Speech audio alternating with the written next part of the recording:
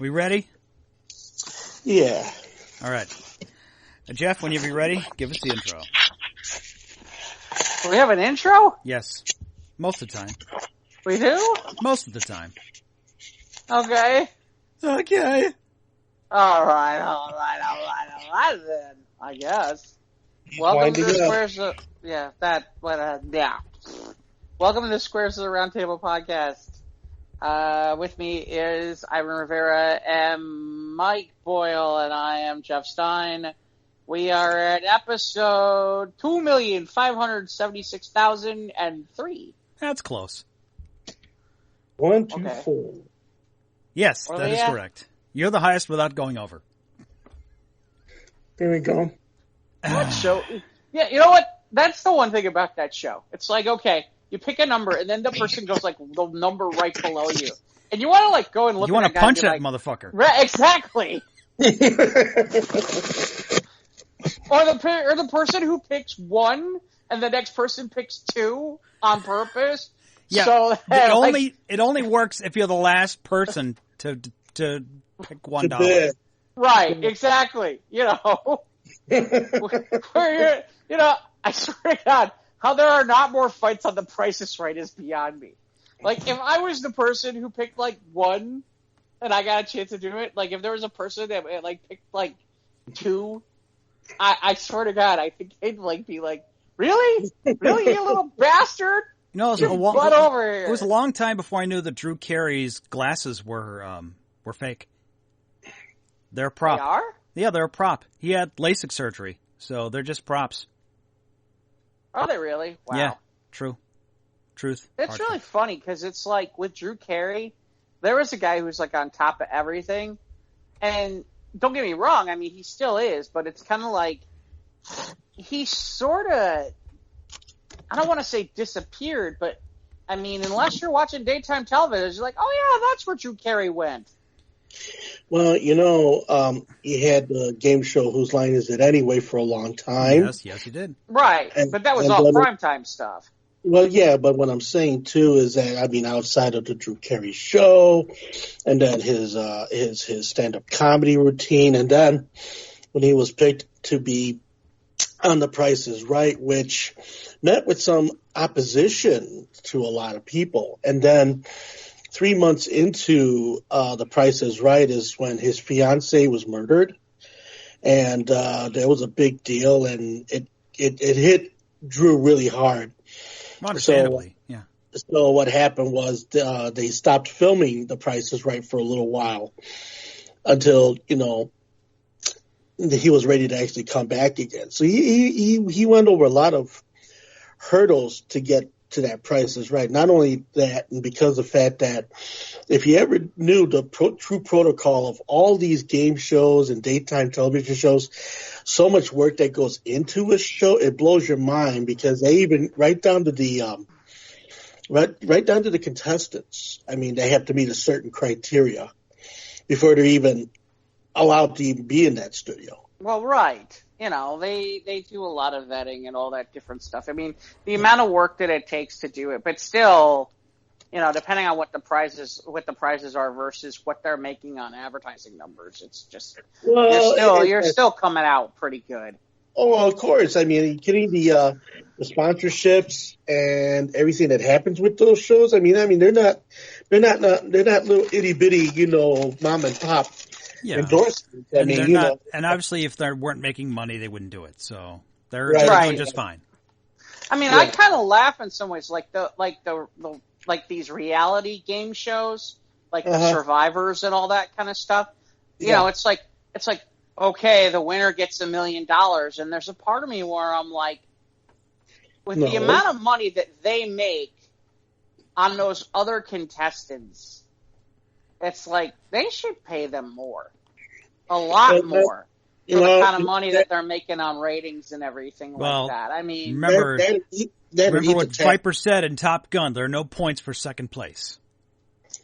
Actually, I think there is money for second place. Oh yeah, I think there is. Well, then Viper needs to go on Survivor instead of teaching guys how to fly. I think there's money. I think there's money all the way down to 16, but I I could be wrong, or maybe it's 8. I can't remember. And then they have like the all-star ones where those guys, like the ones where they bring in like all the specialty people, they get bonus money for coming back to do that stuff. But, you know, that stuff, that's what happens. But, actually, I'm kind of surprised with all the COVID stuff. We didn't see like The Price is Right prime time. We didn't see that as like a regular staple from CBS this summer at all, as a possibility. They've never really. Well, that and the fact that, you know, I mean, live studio audiences were not going to happen for a long time, and they're still not happening as we speak. You know, I mean, they've got a huge bunch of monitors to replicate an audience, or, you know, they have. And they canned in crowd noise like they do for the ball games. Right. Well, yeah, that's true. I forgot that a lot of the ABC shows that they taped were taped before COVID. I had forgotten about that. Yeah. All their block of stuff that they've been using, that they decided to hold on to rather than running during their normal time. Or they're frames. running best ofs, like this one Price is Right that was on the other day. It was like, oh, this one's 2013. Holy crap. Yeah, I mean, they've got their stockpiles, so now they're using the stockpile to just fill up the time until all is said and done, which my understanding is that Pfizer and a number of other companies have got a 90% vaccine in the process right now that they're getting tested, which that's really good. And so at least in that respect, you know, that things are, you know, starting to look up a little bit for, you know, later down the line, but only time will tell. But well, yeah, I mean, again, you know, to me, it was just one of those things where it's like, of the current, I mean, I'm just kind of thinking these days, it's like, of the current crop out there in terms of like the game show stuff. I mean, obviously, well, I guess we could go right to it with the whole Alex Trebek thing, which is that's going to be some awfully big shoes to fill. I mean, we're talking about a man who's an icon who was doing game shows long before Jeopardy,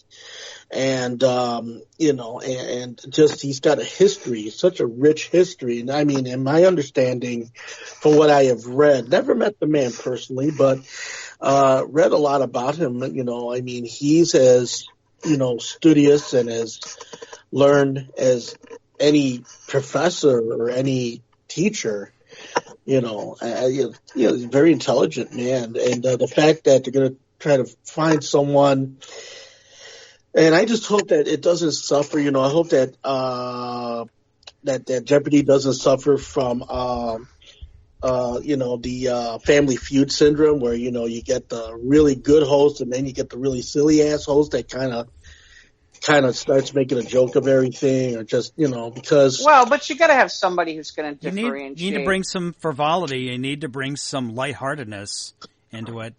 Otherwise, people just get all super serious, and it's all like, where's that money? I should have got that money. Well, I don't know. But at the same time, I mean, because the Jeopardy is a different animal, though, with compared to other game shows.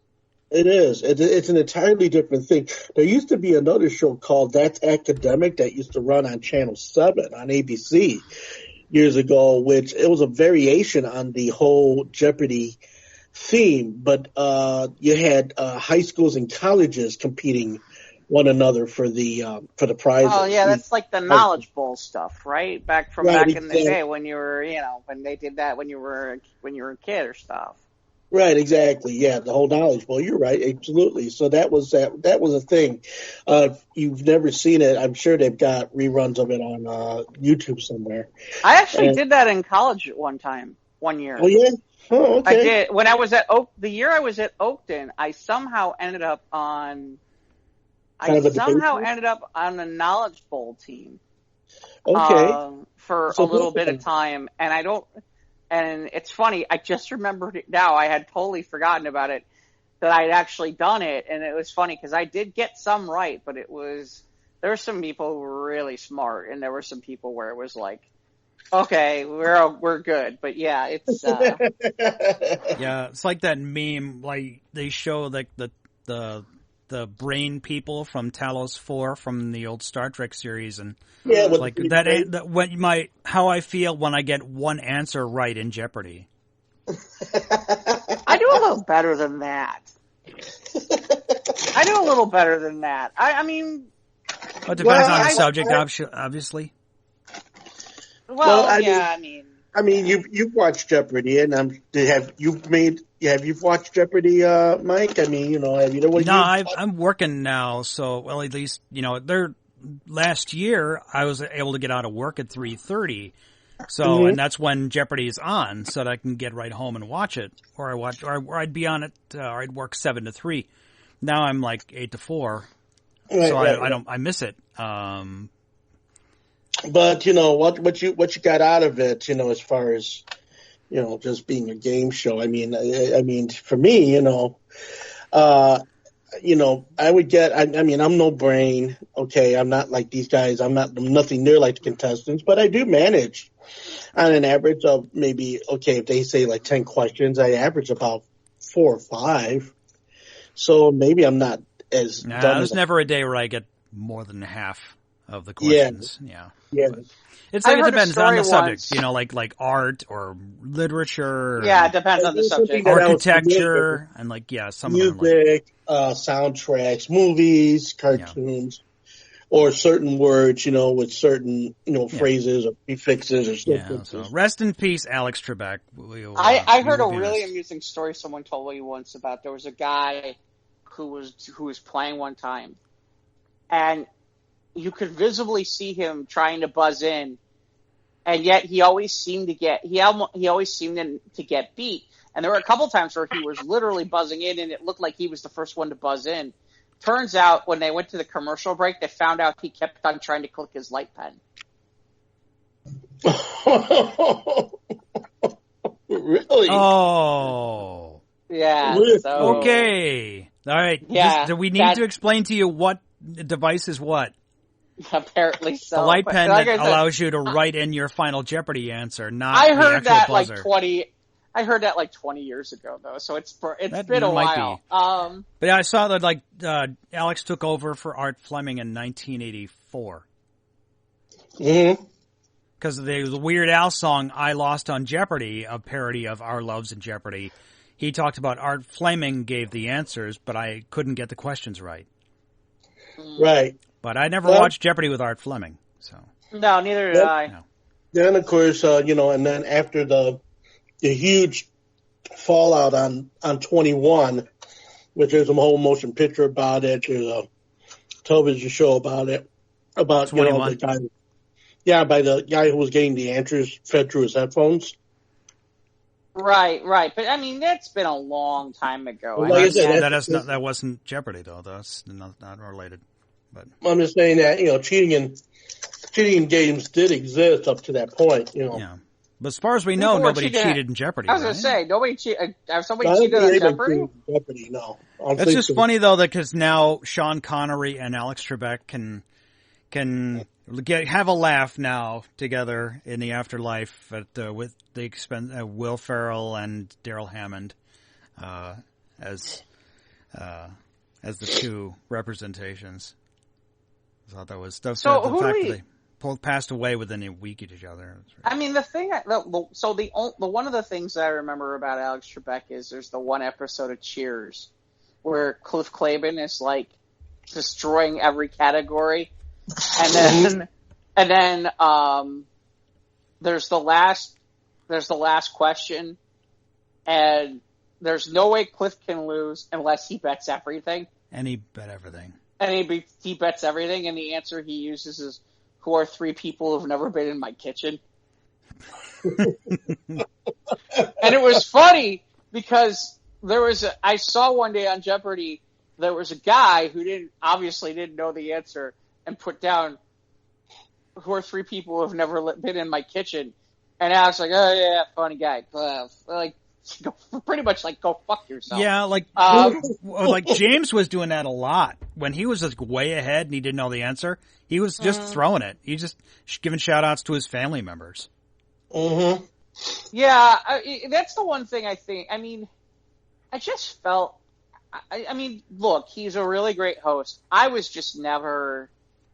I don't know. I wasn't as enamored as everybody else was. I grew up watching Richard Dawson on Family Feud, and there's a charisma about him that I thought he was cool. And Wink Martindale on Tic Tac Toe. I like those two. Right. Well, Richard Dawson, I mean, who used to be on Match Game, which, he was making those rounds as well. And then the enamorment with him was the fact that he got to kiss all the girls, which... Yeah, and then before the AIDS broke out. Yeah, imagine Richard Dawson now, how that would go over. It wouldn't. It's a different... I would kind of want to see it, because, he'd walk up to some woman and try to kiss her, and she'd, take a purse and whack him, and I think that'd be kind of funny. But, watch Richard Dawson see, stars and birds. Stuff right. I think that did happen to him one time. Yeah, probably, and I'm sure. But because I don't know because right away people are going to say Ken Jennings or somebody like that. The guy who. Well, it's funny because they're doing. I don't know if either one of you guys caught this, and I know neither one of you really has cable. So I don't think you've ever seen on the Game Show Network. I have cable, but I just don't watch much cable TV. Okay. I don't know if you've ever seen something called The Chase that came over from England that the Game Show Network did. No. And it's a really solid show. I really enjoy it. It's one of the better shows on the Game Show Network. And by the way, James Holzhauser, the guy who recently won a whole bunch of money, was on there, and he absolutely destroyed that guy. But I guess, literally by himself, pretty much, destroyed everything in sight. But I guess those three guys from Jeopardy are going to rotate, and they're going to run a primetime version of The Chase on ABC. And they just announced it, ironically, this past week. So interesting. I'm kind of amused. I'll be honest. The one thing that bothers me about it is, one of the reasons I enjoy it is Brooke Burns is on there, and they keep making. I think she does a good job, and the other thing being with that is that they keep always on the show there. They keep asking all these questions that are very a couple sexual innuendo questions, and every time one comes up, she blushes 5 different colors, which is hysterical. The other thing is the guy they brought over is this guy named Mark Mark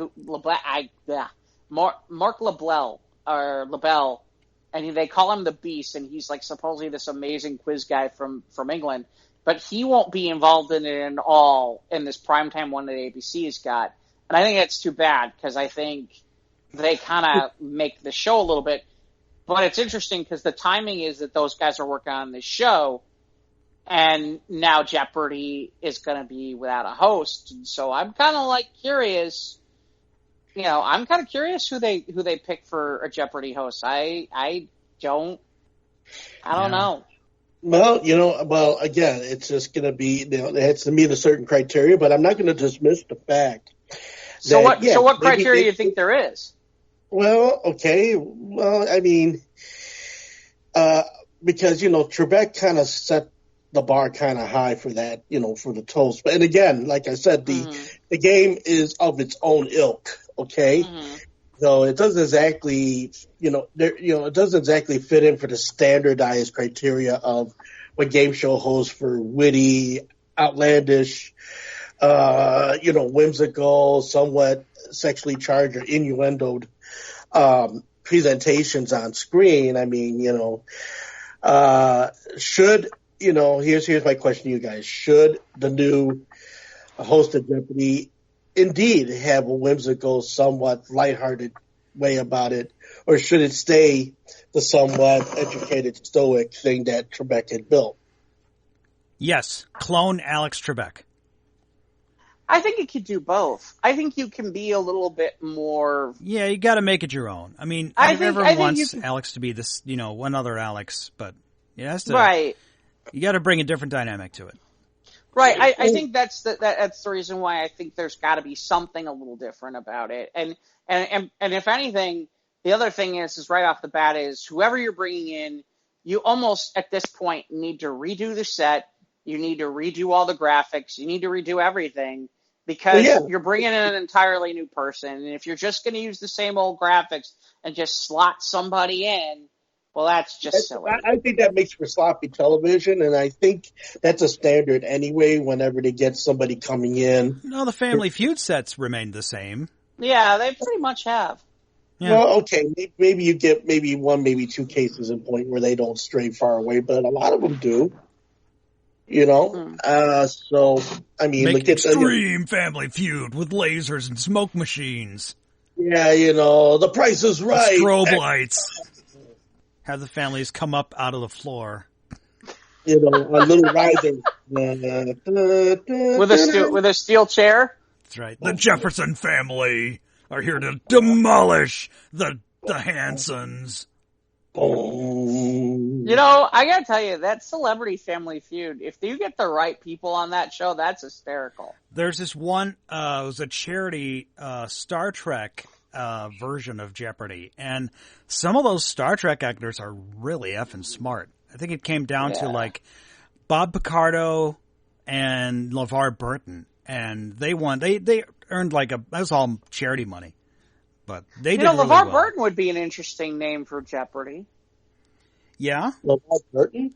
But LeVar Burton would be an interesting name that would. Yeah, the Reading Rainbow guy. Oh, but he could maybe wear the visor just once, maybe one episode. Oh my God! What if they got Patrick Stewart to do it? Nah, he's getting too old. He's getting too old to be Picard. Yeah, well. No, he's no disrespect, Sir Patrick Stewart, and it's Sir Patrick Stewart. Excuse me. Oh, so you want Shatner to do it? No, he's like 85. Could you imagine Shatner doing? No, he's like. Could you imagine Shatner doing it in Jeopardy? This is awkward. We're going into Final Jeopardy, and it's awfully close race. I think that would be genius. I think that would be cool. No. Oh my God! The contestants would want to kill him by the time it was over. Well, yeah, but then of course it does inject that kind of little bit of extra something into that. He's too old too. He's okay. Whoever they pick, I'll respect the decision, and we're gonna watch just to see what they bring to the table. I almost feel like you need to bring in like a news type guy. Like one of the rumors I heard is what's his name? George Steff. Well, that was one thought I had, but he makes so much money doing that CNN stuff. You really think he's going to make the time? I heard George Stephanopoulos from. I heard Anderson Cooper. I heard Anderson Cooper might be up for it too. Yeah, I don't know. That's. I mean, I have heard that. Like I said, that's grapevine stuff. So that's what But I have heard. Right. That Anderson yeah, they got Cooper. the TV chops, and of course, it's running the clock and whatnot, and reading copy. I don't know. Well, I mean, if you want to go for the stodgy, if you want to go stodgy like Trebek, then a news guy makes a lot of sense in some ways, or someone like that. Well, like Bill Davis. I mean, I don't even know who Bill Davis is. Is he from Channel 7? Right. Oh. Well, that's too local. They're not going to pick somebody that local, I don't think. Okay, all right. And then we'll see who they pick. What happens? Okay, that would be interesting though if somebody from the news annex would come in and actually do it. I think somebody from that part of it might make. Could you imagine if they got like Jim Carrey to do it? God, my God! No. That would be too wacky. Funny. That would be too wacky. Yeah. But it'd be good. People would watch. It'd be good for maybe one episode, one skit on SNL. But no, that's that or you use him for like a fundraiser of some sort. I think that would be. Because like I said, I'm just trying to think of. I know who they should get. They should get the child. Baby Yoda, yes. Baby Yoda can't read the cards. He just uses the Force, right? I don't know. Now wait a minute. What about now you start getting into the movie stars. That's too much money. They No. They make too much money. Like I was going to say, like Robert Downey Jr., but that's mess with that. Maybe older broadcasters, old sports broadcasters, maybe. Yeah, like who though? I mean, all right. When I say sports broadcaster, what's the first word? What's the first broadcaster comes to your head? Chet Kopic, but he's dead. I'm Ted Koppel, and this is Nightline. Yeah, he's not around anymore either. And this is Jeopardy. Oh wait, no, maybe he is. Maybe hold on a second. Is Ted Koppel dead or alive? I can't remember. Marv Albert. Bring back Marv Albert. Marv Albert is still getting from downtown. Kaboom! Yes, from downtown. Yes. Now, that has to be in the form of a question.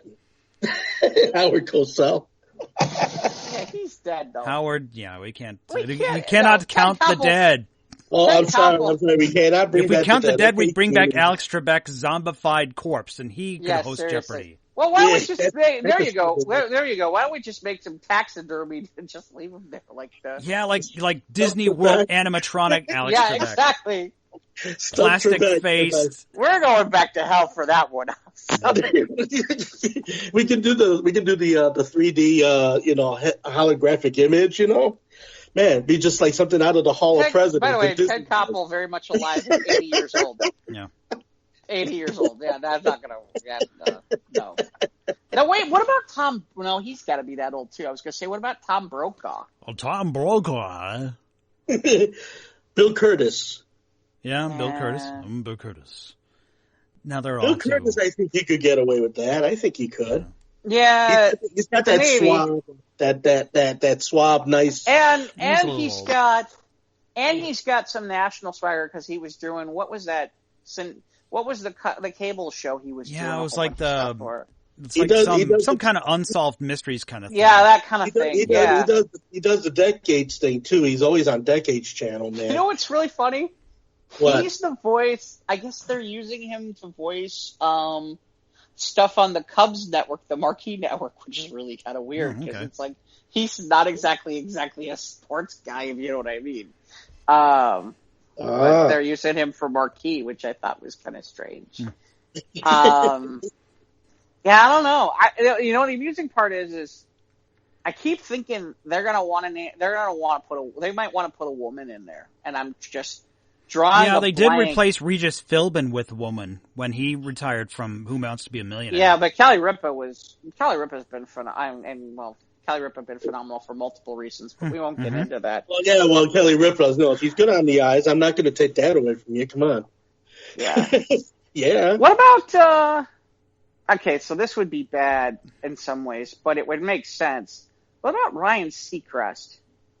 Nah, he's the American Idol guy. But he's the Dick Clark, successor to the New Year's Rockin' Eve, and he's got his own show, his own syndicated. Does he still have his own syndicated radio show? Yeah, I believe he does. Yeah, Ryan Seacrest. Yeah, he does. And he's responsible for all those freaking Kardashian shows too. How about that guy Mario from come on, from the Nintendo game? No, Mario Lopez. No, seriously, He's in the Saved by the Bell reboot.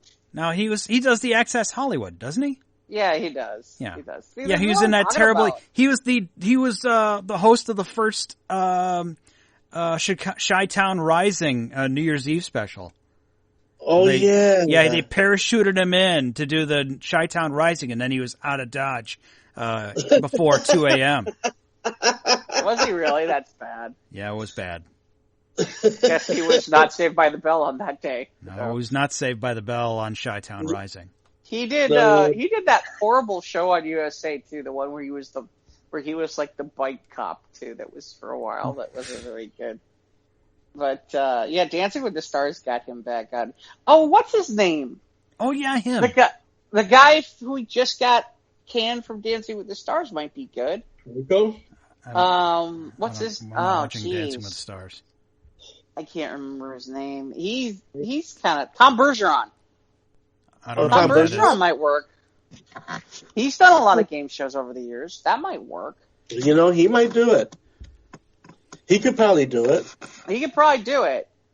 I just keep thinking there's got to be a woman that you could get, but I can't think of who you would get that makes any sense. I mean, there weren't a exceptional amount of women who had game shows experience, you know? It's up for being models or that kind of thing. Well, yeah. I'm just trying to think of, like, is there somebody who, off the top of my head, based on the kind of show that Jeopardy is, it's like, my first reaction is like Diane Sawyer or somebody like that. And it's like, yeah, but she's not going to want to do that. Just like Carol Marin, can you see Carol Marin do that? No. Gilda Radner's Bob Wah Wah Wah. Yeah, neither one of them are going to do that. But yeah, but that's what I mean. I mean, I'm looking at some of these people and I'm like, okay, who would be that person? Yeah, we're trying to pick out what kind of archetype we want. Yeah. I mean, because otherwise it's like, okay, you're going, what, comedian or something like that, and it's like, okay, yeah, you know, I mean, and then how much of the balance between the comedian and the intellectual property that Jeopardy is. Right. Well, and that's why, you know, well, I hate to say it, Jeopardy audiences are stodgy to begin with anyway. Well, okay. You know, they're not like the usual. Yeah, they're not the usual game show audience. Nerd. It's because you know that's a whole different universe, unlike a lot of the game shows that, you know, have all the bells and whistles and it's lively and everything is at, you know, 100 miles an hour. I mean, you know, you're looking for that, man. You're looking in the wrong place at Jeopardy. Okay, Jeopardy is about as red as Geritol, but I'm telling you, it's like, yeah. Well, whoever they pick for Jeopardy, I'm going to check it out. Well, no, I'm going to check it out for sure. Okay. I think we can move along from this subject. Yeah, no, that's fine. As long as we're talking about replacements, and then we'll get into what everybody's done for the week. As long as we're on replacement subject, did anybody catch the fact that apparently we're going to have a black woman who's going to be James Bond? Yeah, the same woman who was she was in Captain Marvel. I forget the. Oh, is that who that is? Yeah. Mm-hmm. Okay. Was she one of the seven? She's going to be the new 007. Apparently, she's going to be the successor to Daniel Craig's 007. Yeah. Nice. I think that's a welcome change. What do you think? Well, a lot of people remember we're talking about Idris Elba would take over for James Bond, and that seemed like a pretty cool idea. Well, it's interesting because apparently it will be 007. It won't be James Bond. Yeah, it won't be. She's not going to be James Bond. It's not going to be like a rule, whatever, the internet rule or gender swap. I mean, it's just going to be a different character who's going to take the role. Well, it's not exactly like it's going to be Jane Bond either, from what I understand. Right, exactly. So, I guess here's an opportunity to refresh the Enterprise. You know, I mean, let's change it up. I mean, just like game show host. All right, new stage, new this, new that. Well, hey, maybe some very edgy storylines can start making their way into some of the Bond movies. You know, I think that'd be a very welcome thing. Well, I mean, the problem with Bond has been, at least in my opinion, the problem with Bond has been it just feels really hit or miss sometimes. Well, no, it is the continuity in Bond movies. Okay, I mean, like Ian Fleming's books. You know, you had those that were, you know, they packed a wallop, and then some that it's just like episodes of television. You know, I read 1 through 5 or 6, and then okay, well maybe I should have read 7, 8, 9, but jumped on 10 and said, okay, cool. You know, no, Bond movies have, for me, have never been a consistently good. I mean, you've had great Bond, and then you've had good Bond. That's pretty much, you know. What about Gold Bond?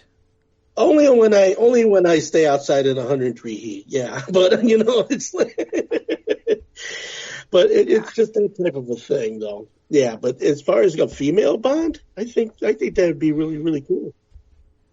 Yeah, I'm not against it. I know there's some people who are like, who are not thrilled with the idea. I mean, to me, the only question I have on it is the person, I mean, so they brought in Timothy Dalton. Okay. when they brought in Timothy Dalton, it wasn't that he was bad. It just wasn't. He didn't have the oomph to it to really get people into the theaters. And then they brought in Pierce Brosnan, who people knew and really had a little bit more star power to it. Right, and that got people into the theaters. And then Daniel Craig has been kind of hit or miss on box office. So, I mean, I just wonder, do you think it'll suffer that if they make a Bond girl instead of a Bond guy? No, I don't. Well, let me try it this way. I don't think that's where my question is. My question is the person who you've chosen who's going to be, and by the way, I'm not saying, okay, don't have a black female Bond. I'm saying maybe a black female Bond who has a better Q rating or is better well known and might sell the product better. If you understand what I mean. Like a sidekick. No, like as in, and I'm just using this as an example, like Rihanna. That to sound harsh. Like Rihanna, like somebody who has a larger following that everybody knows who that person is, and it's like, oh wow, I just wonder if that's not going to be. Well, like I said, at this point, only time's going to tell, and time's going to tell if we're going to get to see this movie. Right, exactly. Well, yeah, that's that. I hate to say it. That's the other thing. Is my understanding is they backdoored this thing into this movie that everybody's waiting for to come out. Is she's in that one, and that's where this and then in the end, that's how she ends up getting the title. The torch is passed, yeah. Because the torch is passed. But to your point, Mike, you may be 100% right because this is United Artists isn't exactly a major studio. And United Artists, it's not. No, you're right. It's not a huge major studio, but it's probably been the most independent of any studio since its incarnation in 1917. But Ivan, the point being is recently they were trying to sell it to like Netflix or Amazon for $600 million. Oh, okay. I see what you're saying here. All right. I mean, I'm just curious if there's. Yeah, they balked at it. We talked about it briefly 1 or 2 weeks ago. Oh, yeah, we did touch upon this. Yeah, now it's coming back to me. Yeah. Right, but the point I'm getting at is, depending on how much longer this pandemic thing goes and what the money looks like, I got news for you. They might not be able to release. I mean, they might go under and. Oh, you wouldn't think so, right? I don't know. I don't know anymore. Well, we've been on the carousel of this for a long time. As to what is going to happen, then it moves. What's going to happen, then it moves. It's kind of the wolf already been cried one time too many. So it's kind of like.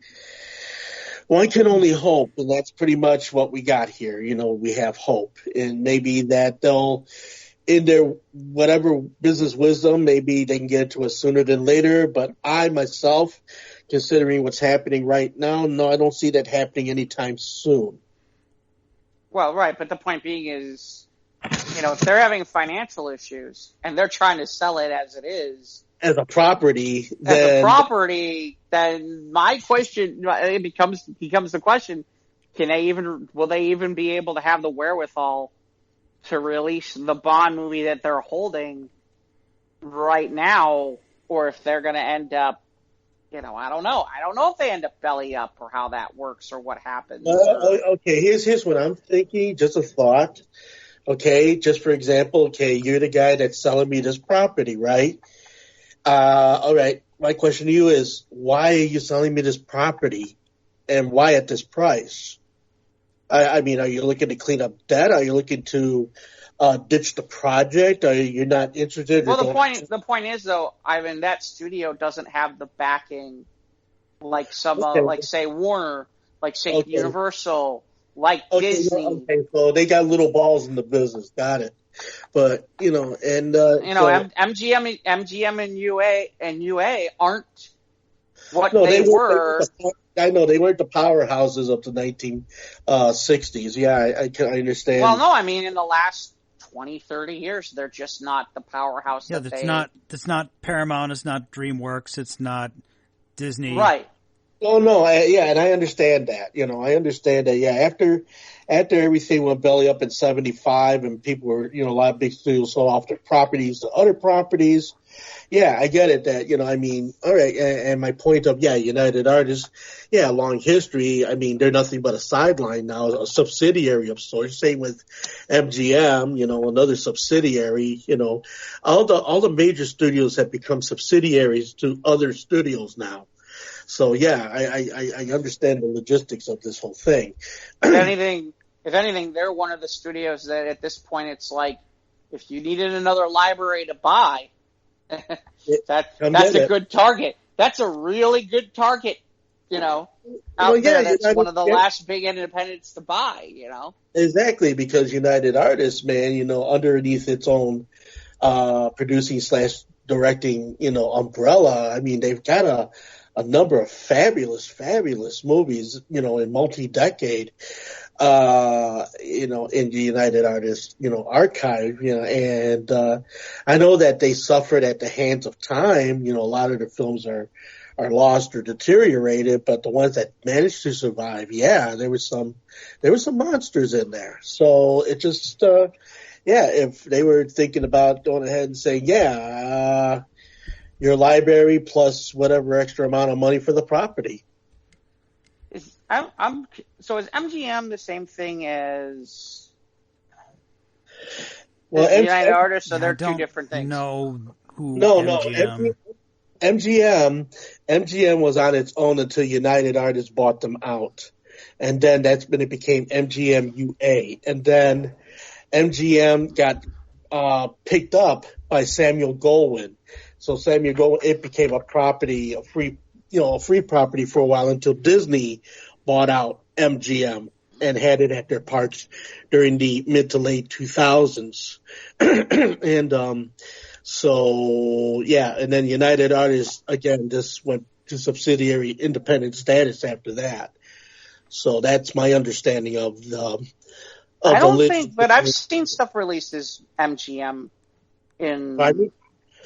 Well, because anything other than what Turner does with it for, Turner Classic Movies and stuff, because they do a lot of the old MGM, footage and stock and stuff, but as far as MGM as a force to be reckoned with, no, that happened, that went belly up in 74. Well, no, because I'm looking at stuff now. MGM did all the Rocky movies. Well, they did all the Rocky movies, but not as a full-fledged studio, but as a partner entity with United Artists or with another backer. It doesn't stand actually. out. The Stargate movie apparently was an MGM. I didn't realize that. Showgirls, Get Shorty, Leaving Las Vegas. Mm-hmm. Yeah, and I'm saying that I'm not saying that it's not evident of the work that it does. It's just supported by other means, and it's MGM not as we knew it, but it's MGM in name only now, just with different people with different faces and names it's on Life, it. Jim, but not as we know it. Yeah, pretty much. So that there's that part of it. Oh man, so movie history, love movie history. Well, no, like I said, I just think it's... it's funny because I'm looking at this here. It's like, okay, so you've got... I'm just looking at stuff from the 2000s, from the 2010s. Apparently they were in on The Hobbit. They were in on G.I. Joe. Right. Obviously the 007 franchise. The Girl with the Dragon Tattoo. Hot Tub Time Machine. Mm-hmm. Right. Let's see. I'm just looking to see what else is. Yeah, I released Poltergeist, the Creed movies. Right. That's the continuation of the Rocky stuff. Right. Apparently, a new Tomb Raider, Star is Born that recently came out. The Gaga one. Yeah. Right. Mm-hmm. So it's not like they're not producing films. It's just I don't see a lot of other than Creed. I'm not seeing a lot of big tent pieces here. Well, no, I mean, you're getting, it seems like MGM has vied for quantity over quality, not to say that the quality isn't there, but they've done so much, but a lot of it hasn't really hit the headlines, and the headhunters aren't exactly looking to find out what these movies or who was in these movies or anything like that, Well, no, all the movies that I just named, though, are movies that people are aware of and have seen. I mean, I'm just saying that there's not one, other than Creed or James Bond, right. I wouldn't say there's a really major tentpole movie in there, and even then, right. Rocky movies aren't exactly what they used to be either. Well, no, of course not. No, the last two after the Rocky 4, I never saw Rocky 5 or Rocky Balboa, but I did like Creed. I didn't see the second Creed yet. Creed's second movie was all right. I liked it. It was a little bit too, I wouldn't say formulaic, but I wasn't thrilled about the fact that they went to the son of the Russian, yeah. I was like, I don't know about that. Let's go back to that well again. But everybody it seemed like everybody else was on for that. I just was like, you kind of said, and it's kind of weird because it's like, to me, it was kind of weird because it was like, you set up this thing where basically he loses in the first one to that guy because he's going to prison. And so now you've got him. He's the underdog again. Right. Now he's on top, and it's like I kind of thought it had been interesting to bring the guy back from the first movie. Like maybe he got out early. Right. Yeah, and now he's back and that kind of thing. I don't know. I mean, for example, I know they're talking about a third Creed movie, and there's all kinds of rumblings now about, hey, Clubber Lang's going to have a kid. It's like, really? As long as he has Mr. T's hair, then... Well, it's like, how unoriginal can we get with this? Yeah, it's a small world after all. Yeah, it's like soap opera, It's like you can create so many more interesting characters. Yeah, but that would be current. The foil in the first Creed was new, but they had to go back to the Russian that killed his father in Rocky 4. Yeah, I mean, I get it. At some point, that's something you want to explore, I guess. But it's like, but is it necessary? No, the movie. No. It just felt. I mean, I saw the movie, so I can say this.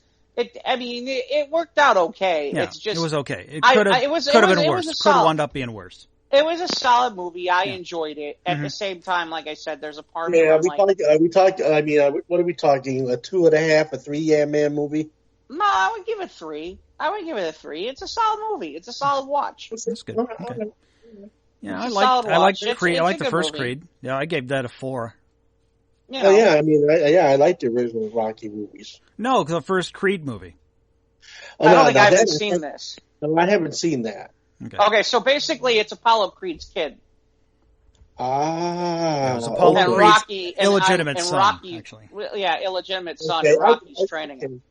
All right, cool. All right, I'll get it. All right. Yeah, it's actually the first one's really good. It's the guy who did Black Panther, isn't it? Yeah, same guy, right? Coogler? Ryan Coogler or something like that. Yeah. And it was Michael B. Jordan who was Killmonger in Black Panther. Right, exactly. Yeah, no, but I don't think he's solid. He's good performance, and I liked. I don't think the guy from Black Panther did the second one. By the way, I could be wrong. No. I don't remember. No, I'm not sure. I don't think so. Whatever. So a new 007 and a new Jeopardy host coming down the pike. Yeah. Yeah, I know. We didn't do our normal format. But so thoughts. We'll start with Mike because usually he ends up going last. Right. So now you can go first. Yeah. Aw, thanks, guys. I'm aching from the raking. I was out raking the leaves yesterday, and the wind was blowing in the wrong direction, so using the tarp to drag the piles of leaves to the curbs so they could get sucked up by the city. So yeah, I'm hurting today, but I'm here.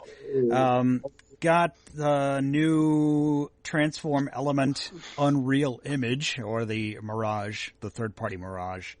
And I posted that to my Facebook page.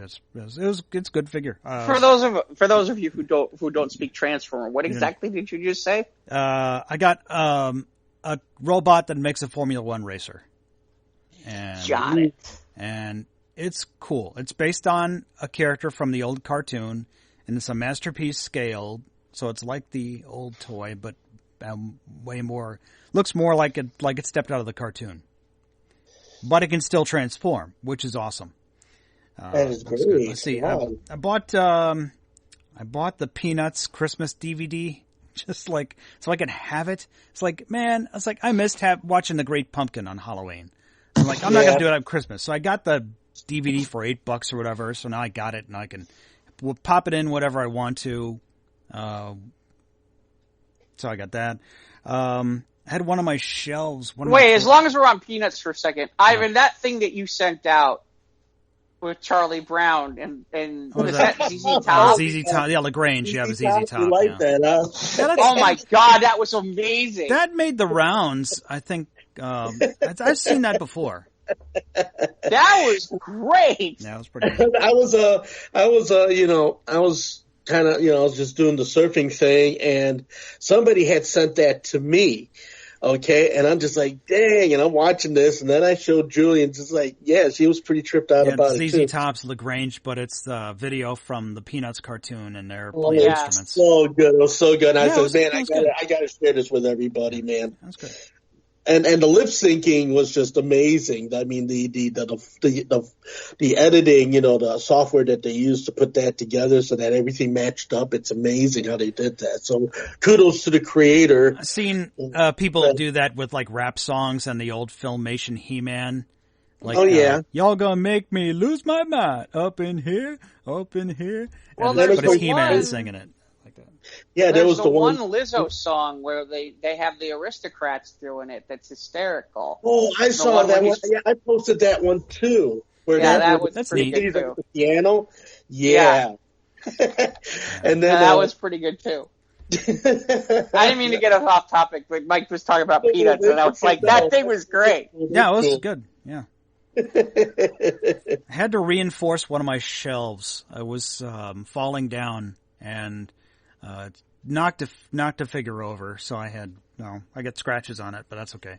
But I had Did Michael Douglas show up? No, it did not. No, falling down. Yeah, I get it. Yeah.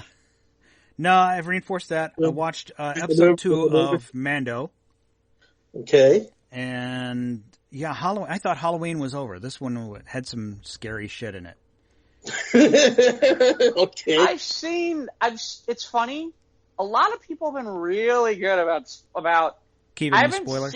I haven't seen a lot of like the Facebook, the social media like buzz like I did on the first one, where every time I turned around there was something about Baby Yoda. So far, I haven't seen it as much, but I have started to see a couple of things, like something about some guys with X-wings or. Yeah, it gets pretty much like Mandalorian gets pretty much pulled over by 2 X-wings, and that was kind of funny. Okay. But then he had to escape. He had to dodge him because he obviously doesn't want to get boarded, and he's carrying a passenger, and he can't go to hyperspace because. Well, I don't want to get into spoilers, but he lands on this planet. I saw there's some other new guy, the new character that's going to be they're taking or something Yeah. I saw something about it. But it was good. I think it was just good as the first one. I mean, a lot of people they'll give like episode 1 like a rating, give episode 2 a rating. I just enjoy it. I'm not like there's some episodes that are cool stuff happens. Sometimes it doesn't. It's like I don't know. I'm just enjoying it as a single entity. But it's kind of a bummer when that show ends and you're like you got to figure how many hours till I watch next week's episode. But yeah, it was good. See, this is why I can't do what you do with that. Tune in next week. Yeah, it's like you just want to binge it. I'm not waiting. Yeah, you don't want to binge it. Some people I know are waiting to binge it. Mm-hmm. I think one of them's on this show right now. Yeah. Look, there's some stuff where it's like I can do week to week and episodic, and I can do that. But with like that, with something like that, it's like, no, Yeah. I'm not playing that game. And now the spoilers are leaking for the character we see in the episode 1 of season 2, where it's the Marshal, and yeah, that's kind of making the rounds now, and it brings into light the fate of a certain character from the original trilogy. But yeah, I saw something about that, but I avoided it. The one thing I saw was about the 2 X-Wing guys and people talking about that they should give them their own show. Yeah, like cops. Yeah, like supposedly something along those lines. Yeah. So, but they were amusing enough on that regard. Yeah, I'm just I'm aching. So, what else is there? I think that was it. Yeah, that was it for me this week. When you're raking like that, mm-hmm. do you like get the big, huge piles where it's like if you had like a little nephew or something like that, you'd be like suplexing him into the pile or something like that? Oh, I used to. I used to take my nephew and throw him in the pile of leaves. Yeah. Not anymore though. That was a long time ago. But yeah, I've got 2 big maples in the backyard, and I have to rake the leaves to the front of the backyard, and then I got to drag them around the side of the house to get them to the curb, so they can get sucked up by the city and not have to bag them or mulch them or anything like that. And that took like 3 hours of my day. So wow. I was aching. So, well, that was it. Ivan, how about you? What you been doing? How's the DJ thing going on over there at the wheel? Oh, still, spinning wheel's doing good. I was on for an hour, but the damn thing that happened on Facebook was I wasn't getting a lot of the messages, and I wasn't getting the emojis during the live broadcast. And I'm just like, what the hell's going on? I'm thinking, and I'm looking up, and I see people are connected. And then, so I got off. I figured, oh, okay, well, it was because it was Remembrance Day today for them, which is kind of the equivalent to our Veterans Day. Yeah, so I was just thinking, well, maybe just people are, just hung up on that, which that's cool, that's what you do. But, yeah, and then after I got off the air, and then Scott called me, he goes, hey, Ivan, they want another hour. And I'm like, no, they don't. I didn't see that message. And he goes, yeah, they want another hour. And I'm like, oh, I already wrapped it up. You know how it happens when you're in the groove and everything and the groove gets broke. And then you're just like, oh, man, and I lost me mojo, man. Yeah, I lost me mojo. So, yeah, so it was just that type of a situation. But, yeah, I'm going to be on, this episode drops Wednesday, right? So can I give the Wednesday announcement for the Wicked kind of late for Wednesday night, but. Well, actually, it takes place. No, it takes place over there at nighttime. Okay, never mind. Okay, but anyway, I'm doing a Wicked Wednesday at the Spinning Wheel from 8 to 9. Is that going to be a normal gig now? Not a normal, not an every event gig. No, it's gonna be one of those things where it's food for mood, because there are a lot of other places that have asked for my kind of DJing, because I don't talk over the records, or anything like that. I mean, they have a style all their own when they spin their records and stuff, and yeah, I mean, lovely for them. Everybody's got their style of doing things. Me, I just let the music do the talking, and I just go. That's pretty much where I'm at. So that's how I learned how to do it. So, but other than that, no, just excited, breathing easier. Cautiously optimistic. I think that's a good one. And just feeling a little better about some things, other than just the fact that as of this taping, it's 75 degrees outside. Yeah. It's going to drop tomorrow night, though, like a stone tomorrow night. Yeah, so I'm just like... It might be our last night to sleep with the window open. Yeah, pretty much, man. So I'm just like, yeah, because I got the windows open. I got both Marley and Otis They're all noticed. Yeah, you got the window open. I noticed. I haven't heard any police sirens lately, so that's good. Well, it's gotten very quiet. And I like that. I was tempted to go outside on my back stairwell and play some tunes out there, but then I'm like, nah, don't think I want to draw that kind of attention, so I scrapped that idea. Instead, Julie and I, we went out, for a little bit of a walk today and, parked the car and just took in the breezes that please us for a little bit. We, sat by a bus bench and, we're just people watching, have you ever just felt like just going out and just sitting down, just watch the people go by? It was that type of a thing, noticing the clouds, two sets of different clouds going in two different directions and just, noticing that the air just got a little thinner, it's not as thick as it was the other day. It seems like it's a little lighter. So feeling pretty good. And good. And the fact that, things are starting to look up. Nothing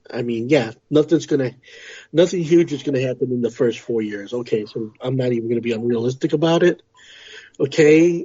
Things might start moving after 8. I'm hoping that the momentum takes off from there, in the next 4, in the hopes 8 years from now. But yeah, I think we really dodged the bullet on this one. Whew. So, but again, it is not up to me to tell you how to think or who to think about or who to vote for. That's not my thing. It's never been my thing. Okay? And it's all about respect. It's all about dignity. It's all about character. Okay? Yeah, I don't expect my best friends, my family, my brothers and sisters and everything to think the same way I do. No. It makes for a healthy debate, but then at the end of the day, you're still family. You're still friends. You're still loved ones. Okay? It shouldn't ever have to get so deep that, it becomes a permanent spike between two worlds, otherwise, being in harmony, Don't let the politicalness, bury you where you sit, Just, yeah. I'm not asking for nothing to happen overnight or next week or next year, but we got a chance to, really make a go of it. And, we got to see it in its face. And again, whatever your circumstances, whatever your party, whatever your sensibility, okay, I can't and I am not, here to judge nobody. I am. That's Jeff's job. Yeah, that is absolutely my job. I will absolutely judge them. I will absolutely, the disembodied heads on Krypton. Guilty. I will absolutely tell them who to vote for. I saw all that stuff online where it's like, it doesn't matter who you vote for as long as you vote. Bullshit. I know exactly who I want you to vote for. I know who you don't want you to vote for. You're not going to vote for my guy. Fuck you. I'm not interested. But then that would be reverse, violence, man. You can try to tell these people, okay, you must vote Democratic. I don't want this asshole, in the office. Well, no, that's why. I see all this stuff where it's like, I'm sorry, I understand where you're coming from, but no. But that's the reason why. That's the reason I never put that one up. It's like, no, if you're not voting for Biden, you know what? I don't want you to vote. Go away. Scat. You're not gonna. I don't want you to vote. Or vote in a state where I know it's gonna go for Biden. Fuck you guys. I don't know. No. Hell no. Okay. I don't get political on this show, but I'm going to just straight out say it here. No, but that's okay. That's good. This is what I'm talking about, man. We can do that. Yeah. Hey, happy birthday, Lou Ferrigno. How about that? All right, happy birthday, Lou. You know what I really want to know? I want to know when the hell John King goes to the bathroom. What? like, you got those boards up there, and he's constantly by it. At some point, he's got to poop, right? Or is that Steve Gornacki guy? I mean, there's only so much time in which somebody's like, I mean, you know they didn't eat tacos, because they ate tacos. They couldn't be standing there. Maybe they're pooping without anybody noticing. Maybe they just kind of hide behind. I don't know. I mean, what happens? Like when it's like okay, I went to go to the bathroom. It's like, okay, let's call Garnacki. Shit, I'm not even there. You know, I mean, oh man, it's like, damn it, you fuckers! I had to go. So Jeff, how was your week? I spent it. It was amusing. Do some. I mean, I'm not gonna lie. Stuff? I spent far too much time watching my favorite new reality show, which was the 2020 election. I'm not gonna lie. I like the Bill Murray Groundhog Day well, it's election day again. There were a lot of stuff. So many memes from this election. Like every time I turn around, there was a better one from Avengers Endgame with about the mail-in ballots. I mean, every time I turn around, there was another one that was really that good, and it was like, where it was like, okay, like, and finally they put like the Biden head on Captain America and all that stuff. It was great. Although I still don't understand what the fuck Sean Connery's doing there. I have no understanding of that. Maybe like just to say, yeah, man, rest in peace, Sean Connery. I like the one where Thanos. Well, technically he was an Avenger. All the red-capped MAGA people are starting to like turn to dust. You seen that one? No, I didn't see that one. No, I saw a few other things. There were a few I was like, oh, if I post this, I'm gonna have some really pissed off people. But this is so good. And I'm like, no, can't post that one. Like, there are a couple where, yeah, but like, I'm like, what, you know, it's like, it's funny because they've got these big, huge, gigantic boards, and it's like, it's like, we're gonna move this out, we're gonna do this, we're gonna do that, and you're like, I don't got, how much, I want a big, giant board where I can do things like that. Yeah, I want like a 78-inch touchscreen. Yeah, we're gonna go in here and like go in there. Like a huge, like the biggest iPad. Give me a big iPad. Like, the problem is somebody who presents on a regular basis, it never works. When you do stuff like that, and you're presenting stuff like that, it's always on like the little shit small screen, and it never works nearly as easy as it looks like they do. Well, like they press a in button. my day, if the slides were out of order, then you'd be in trouble. Yeah, like it's like they make it. Although it was funny because I was watching Shepard Smith last week, and he tried to work it on his own. And it did not go well for Shepard Smith. I felt bad. It was funny. Even Shepard Smith was like, this is why I don't work this shit. I mean, he didn't say that, but he pretty much said it like that. It was like really funny. But yeah, you know, I spent way too much time watching election garbage. And, but as you should. But we got, other than the election, we got some other interesting news that came through. Yes, and it is. Genesis might be touring next year. What? And maybe coming to the United States, maybe in 2021. Wow, that's impressive. I mean, well, I mean, they were gonna tour this same time this year, but then the run hit and they got delayed. But Nick Collins, Phil's son, is gonna play drums because Phil can't play no more. So okay. So wait, is Phil Collins coming with them or no? Obviously, Phil's gonna sing. Yeah. Oh, okay. But Nick is going to play the drums. Whereas what sometimes, happened to the other guy? Daryl Sturmer, I think. No, Daryl Sturmer's going to play the Chester Thompson. I think he's retired. I think he's retiring. Oh, did he really? Okay. Because they only need one drummer, obviously. Because Chester was a drummer when Phil was on stage singing, so they don't need Chester. So maybe just going to retire Chester. But Daryl Sturmer from Milwaukee, he is going to still do all the Steve Hackett kind of lead guitar stuff because Mike Rutherford plays slow and Daryl plays fast. So well, that's a nice way of saying Mike Rutherford. Sounds like a pretty high end. Yeah, Mike Rutherford. They're all looking really old. Well, that's going to be a high end ticket too, I bet you. Yeah, I was going to say that's that. Hey, I see what the Eagles are making. We were better than the fucking Eagles. Are you kidding? I mean, we're looking at $300 starting. We'll see. I think it's higher than that. We'll see. I'm saying base, headhunter prices. I mean, especially considering the fact Genesis has not exactly been around lately. They're not making any new albums. They're just, old playlists. Well, but they haven't toured in a long time either, though.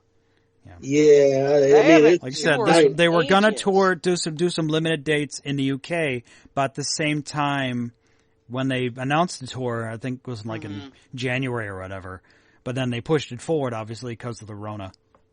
So. Yeah.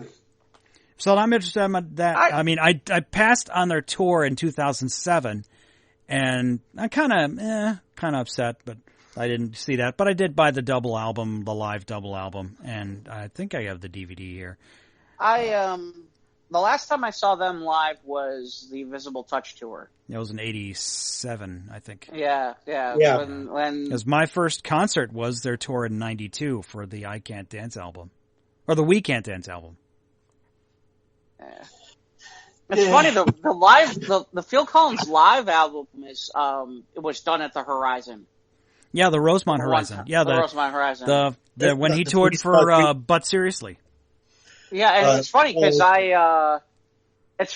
I was in that crowd that day when they did it, and it was funny. I heard the live version. I was like, wait a minute. Yeah, and at the end he says, "Thank you, Chicago." Yeah. Yep. Yeah, I got introduced, to Three Sides Live. That's how I got into Genesis and Phil Collins and Peter Gabriel and all those cats. Now, didn't I hear right that some of their live tracks from Three Sides Live were just recorded in studio? That's why it's called Three Sides Live. Right, because the fourth half, there was a bunch of studio releases. Right. And a bunch of studio tracks and non-issues. Yeah, exactly. Like B-sides and whatnot. Just a bunch of odd stuff that didn't fit. I always thought it was interesting because Peter Gabriel just basically disappears from Genesis, does the one album in the 80s, and then the one that featured Big Time? Yeah. Or Shock the Monkey? No, he did a few albums in the 80s. Did he? Because I always feel like there's the one album. I mean, Sledgehammer the Sledgehammer, Big Time. That's all the same album, though. No? No. Yeah, it is. I don't think they were. I have the album, or I had the album. They were all on there. Oh. Or Shock the Monkey or what on? I don't think Shock the Monkey was off. I think Shock the Monkey was off the first album. Right. Then there's that one, In Your Eyes. In Your Eyes. Yeah. Yeah, right. I think that's all off of So. Yeah, and everyone's got to get over the fact that no, Gabriel and Hackett are not coming back to Genesis. They collaborated on one new re-release of The Carpet Crawlers in 1999, and that was it. I mean, that was the closest we're ever going to get to the five of them getting back together, but there's too much bad blood between Steve Hackett and Tony Banks. Well, the other thing is they're such a different band than when they were in the 70s, yeah. Right. I mean, just their style is different. I mean, they weren't exactly, in the 70s, they weren't exactly like your top 40 band like they were in the 80s. I mean, Well, it's a big world from, Wuthering Heights and Piper at the Gates of Dawn. And, some of the stuff they did in the 70s. And then the 80s stuff, which basically was more, should I say, top 40 friendly? Yeah, it was more radio. They tried to write more radio friendly, more pop songs. The first album, where it was just the three of them, Mike, Phil, and Tony, and then there were three. That's where he had "Follow You, Follow Me," and that was their big first radio hit. And that's when they started seeing girls at their concerts. Yeah, that particular cut also came out on the famous Charisma label in England, about the same time. I'm excited, and we'll see if hopefully, fingers crossed, maybe they'll tour next year in the U.S. Groovy. Let's see. What are the news? For that. I got something real fast I got something for you guys real fast while we try to figure out what else we want to talk. If there's anything else, or we're going to wrap up, which is. I put this on the Squares page. I kind of thought it was interesting. Wow. This is from Comic Book Resources. You can only save 3 of the following MCU movies. Oh, my God.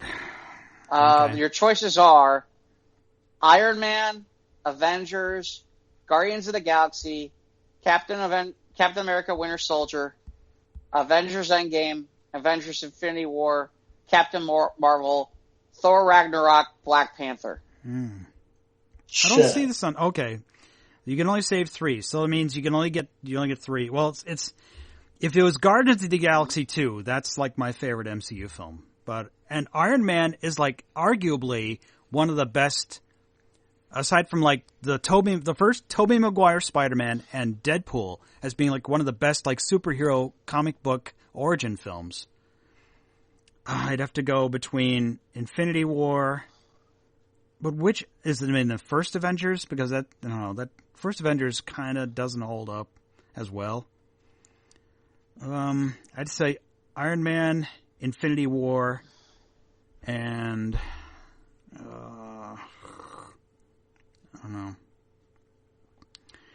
because there's parts of Endgame I liked, I'm not a big fan of the Guardians of the Galaxy 1. I loved the second one, and Winter Soldier is a great film. So I have to say Iron Man 1, 4, and 9, which is Iron Man, Winter Soldier, and Infinity War. Those are my 3. What about you, Jeff? You know, I'm definitely picking 9. I'm definitely going with Infinity War.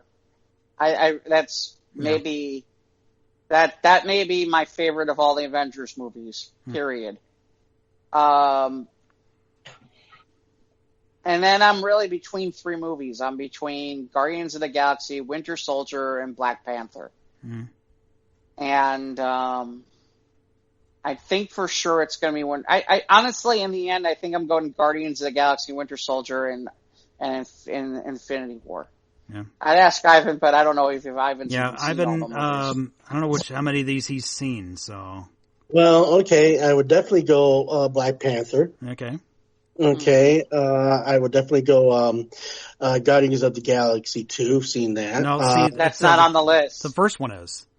Oh, the first one is where they Ronan the Accuser and they trying to get the orb. I don't know if you saw the first one. Yeah. Okay. So all right. Well then. Ooga chaka ooga ooga. Yeah. I got you. Let me see. Well, Infinity War.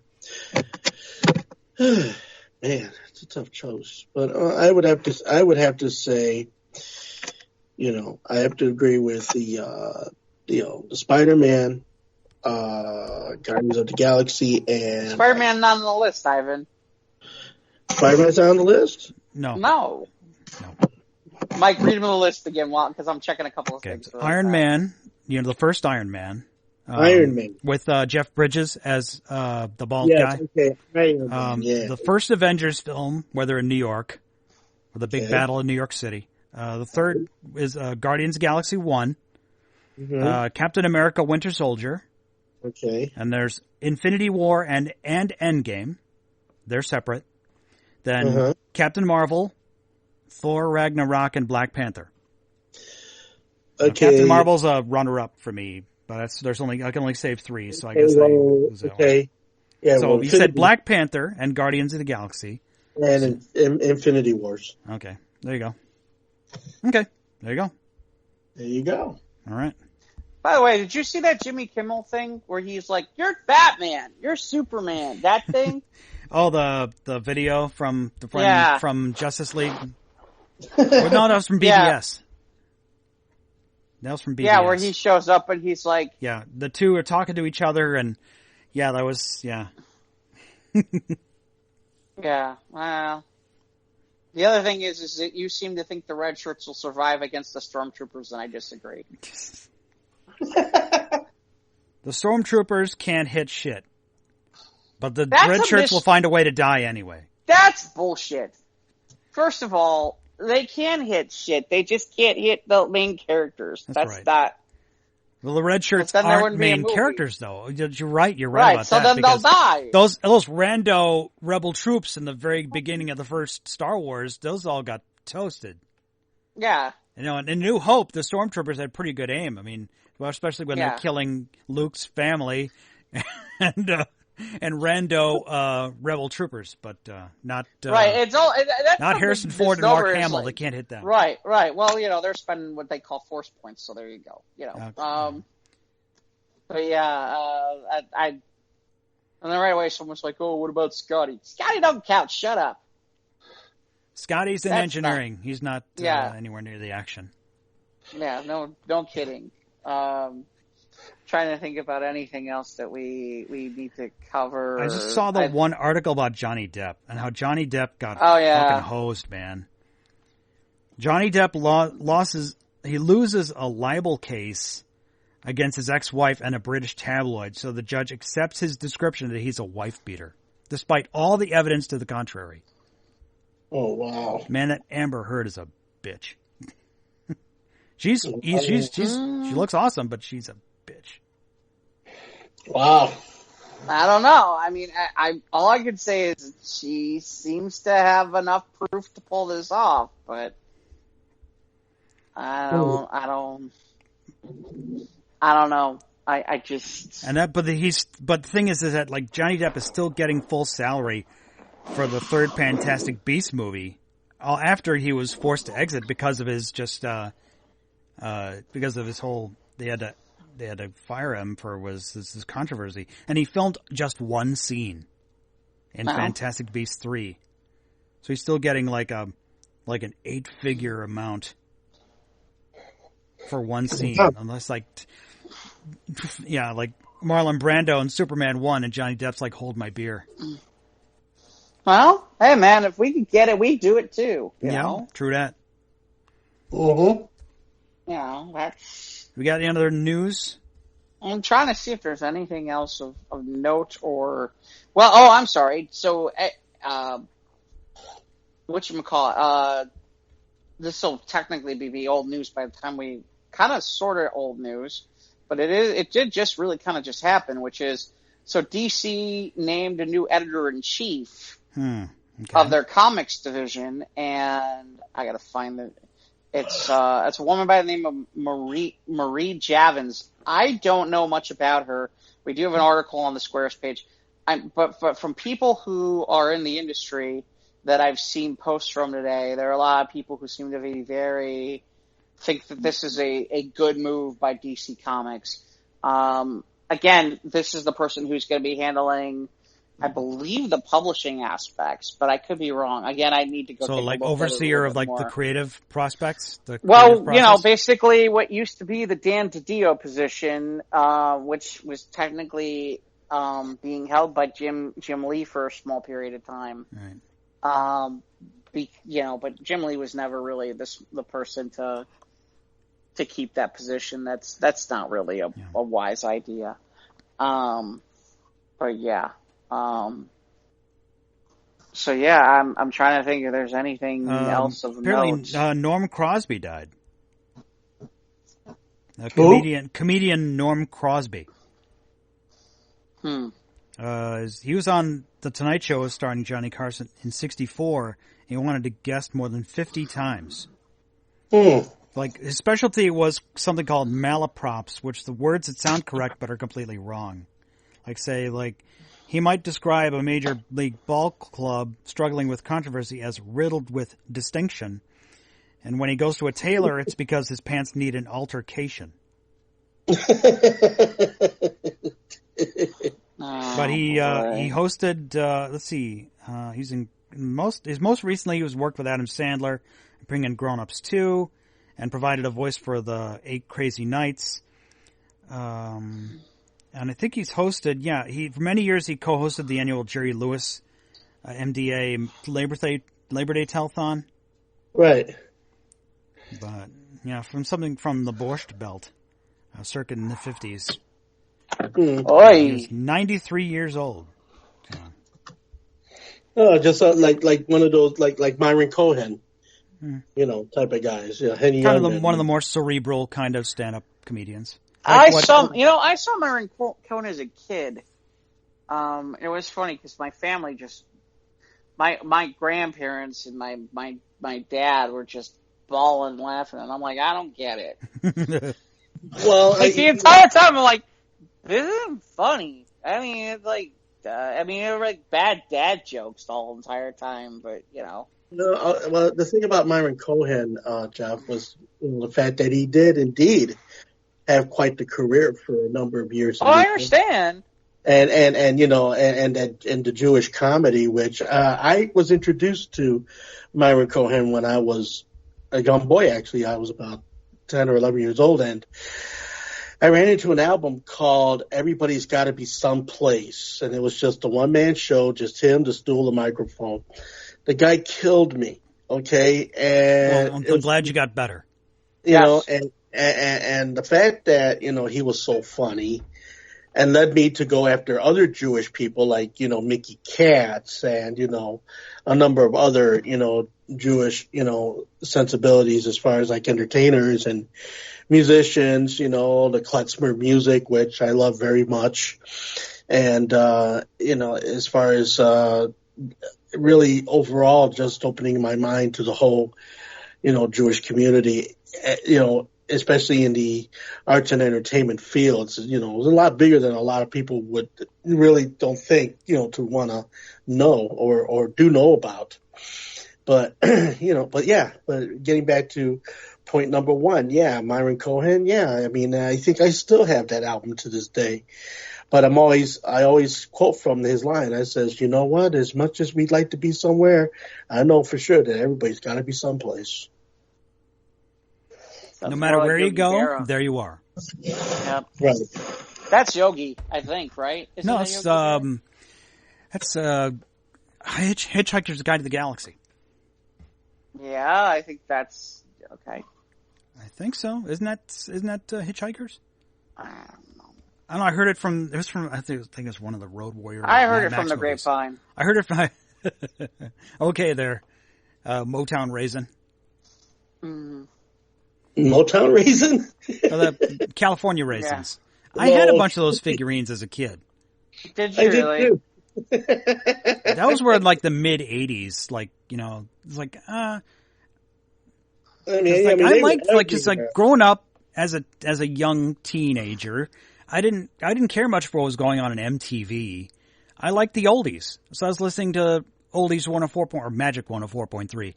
And I like the Friday Night 50s Party. And then the California Raisins come along, and they're singing the Motown songs from Oldies Channel. I'm like, hey, I like these Raisins.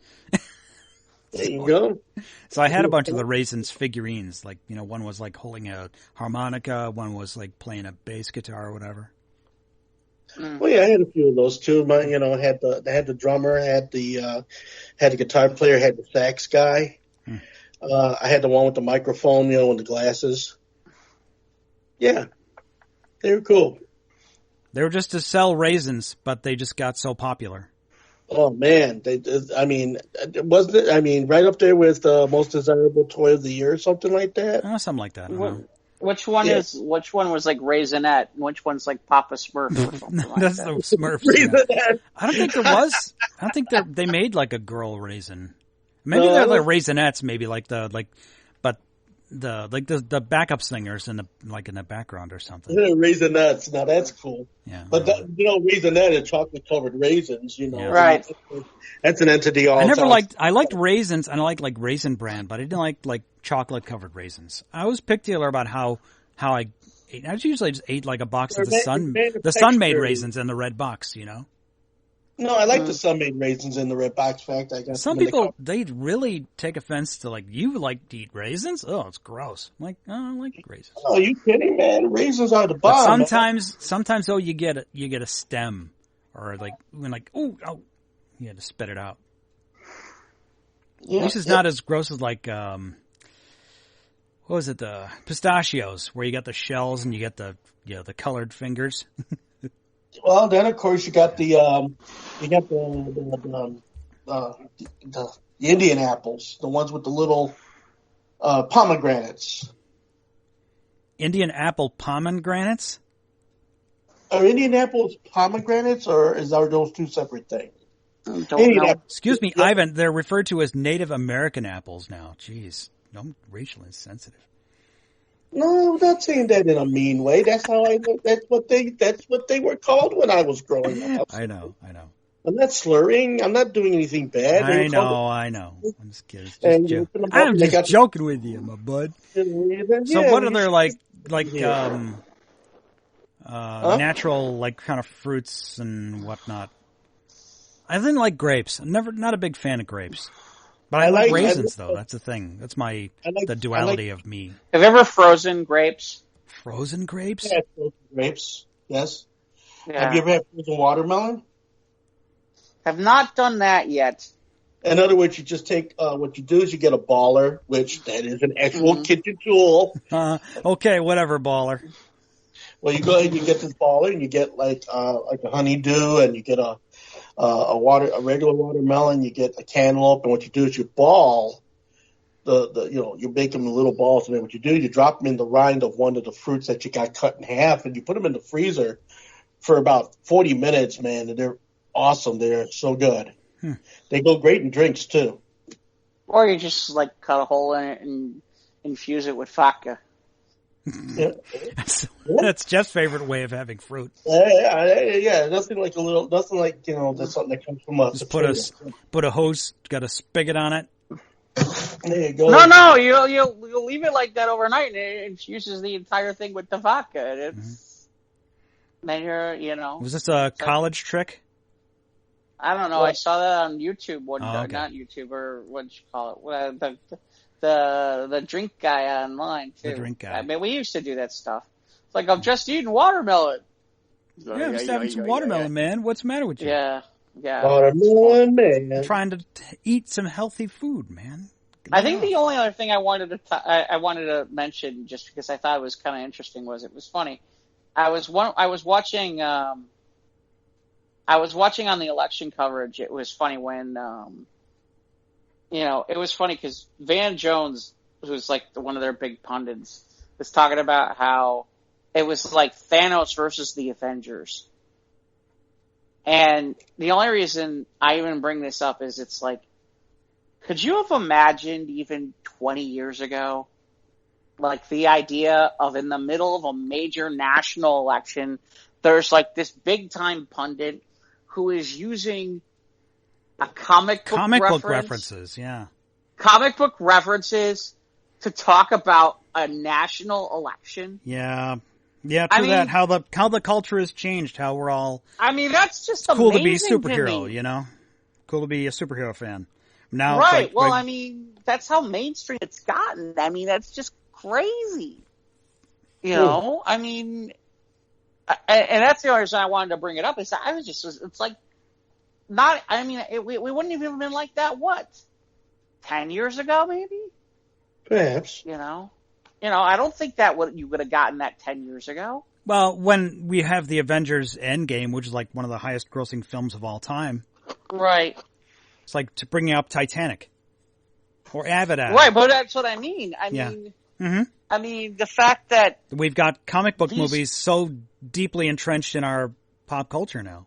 Yeah, that literally, it's like, okay, like I said, I mentioned earlier that, there's all these, they re-edited up the one of the last scenes at the end of the Avengers Endgame with like the heads of like Trump and all those guys. It's like, and that was like popular stuff, and it's like, it wasn't geek stuff. It wasn't geeks just passing on, like comic book geeks passing it around. It was like everybody. Think of how far geek culture has gone. Think about the fact that when we're talking about the early 2000s, you're talking about the early 2000s, there weren't exactly until the Spider-Man movie and the X-Men movie happened, you pretty much were sitting there going, okay, here comes another Batman movie. Okay. Yeah, it became a parody of itself. Oh, the Batman films. Oh, yeah. Well, right. It just got to the point where it's like... it wasn't taken seriously. It was just, the camp was built in back then. Well, no, it didn't start that way, but it got there because it just, after a while, it was just, okay, they let it get there. But, even with TV, you look at a show like, Michael remembered this. I don't know if Ivan does, but if you remember that show Heroes that was on, and the whole thing about it was, well, nobody's going to really want to watch that superhero stuff or people in costumes or any of that stuff like that. Okay. On regular TV, and this was supposedly the way that you could do something like that. And I kind of laugh because it's like now no one says that. Nobody says that at all. You know, oh, okay, yeah, put him in a costume, let's go. As long as it doesn't look too, too ridiculous. Yeah. Right. You know, I mean, that's a long way. Yeah. You said 20, 25 years ago wasn't, said we get beat up for wearing a Captain America t-shirt, being a nerd. Yeah. Couldn't play, now like, yes, it's just how the culture's changed. The geeks shall inherit the earth and all that. I mean, it's just one of those where it's like, it's funny. It's like I said to somebody, I mentioned to somebody, it's like, yeah, that's my D&D night. Oh, you play Dungeons and Dragons? Yeah. How do you do that? Tell me more. I'm interested. It's like people like you would least suspect. It's like, what? Wait a minute. You know, people making money playing D&D. Jeez. Nobody made money playing D&D. Everybody was like, okay. Do we have Mountain Dew? Pass the Cheetos. Was she hot? Yeah. I magic missile. might roll to see if I'm getting drunk. Yeah. Yeah, the famous comedy skit. The only reason that comedy skit was funny is because it was true. Yes, exactly. Satan's game. Well, no, I mean literally that's how kids would play all that stuff. Yeah, like, that's how we do.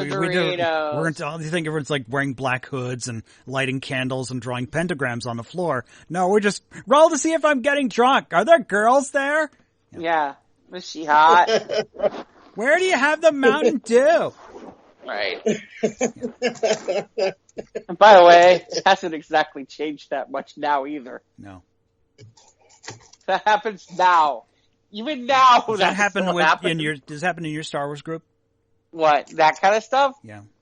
Oh. You got a bunch of serious people, or are they still kind of in it for the fun? You know, it depends on what's in the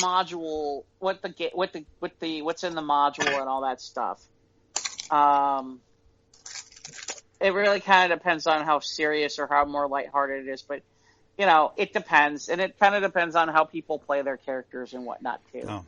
You know, I'm sorry. Oh, go ahead. But yeah, actually, it's funny. I'm playing this weekend. I'm playing on Saturday. I'm playing a whole day. Okay, cool. Speaking of playing, last week was N7 Day, and that's the day all the Mass Effect fans celebrate their franchise, which has been kind of subdued lately because the fourth game didn't live up to expectations. But EA has announced that they will be re-releasing the first three Mass Effect games in high definition with better like gameplay, graphics, and whatnot. So I'll be totally buying that next year to replay the first Mass Effect games. The first one, I say Mass Effect 2 is arguably like the best video game I've ever played. I mean, it is super cool to be like like role play the space commander, like the space hero, outer space ray gun, zapping bad guys, banging blue aliens, awesome space battle captain dude. Ooh. So okay, no, I don't know. Yeah, that's not. Oh, the Mass Effect franchise. Yeah, it's all the video gaming stuff. But I don't video game as much as I used to anymore. I have a PS4, and I don't think I'm going to get the the PS5, and I guess the new Xbox are dropping soon. So maybe that's what all the rioters are waiting for. They're waiting till the new the PS5 is gonna. Then we riot. Then we get the PS5s. Yeah, wait, that's not out yet. We gotta wait. Exactly. So okay, so I guess that'll do for this week, huh? Yeah. Hey, don't you know? Oh yeah. Over by there. In Minnesota, don't you know? Okay. Okay. Someone needs to ask me the question. That's what question? Will you let the good people know where they can find us? Why, sure, Ivan. I'd be happy to. Because neither Ivan or I remember any of this shit. No, we're on Instagram and Twitter at SOTRT Podcast. We're on YouTube. Click the bell, subscribe, to get new content. And of course, you can download this show on all your most popular, all the happening podcast hosting platforms like Google, Apple, Spotify, and Anchor. And you can also listen to the show on YouTube, of course. You want to click the bell. And email us if you like, sotrtpodcast@gmail.com. Listen to Ivan's. I think you're still on Twitch? Yes, I am. All right. Java and Ivan on twitch.tv. Mm-hmm. And of course, you can listen to these crazy. You can read the crazy news stories from our other show, the other one, not this one, called News of the Squared. You can listen to that. Follow us on Facebook, subscribe and follow, and all these geeky stuff things we talk about, and sometimes some cool stuff too. Hey, geeky stuff is cool. Hey, that's a good thing. So to do episode 124 of. We appreciate you listening, and we'll hope to hear from you, or you can hear from us again soon. Save a raisin, eat a box of raisins, I think. Is that what we having right now, Ivan? You eating raisins? Yeah. Okay, good on you. You heard it through the grapevine. Yep. Yes, I did.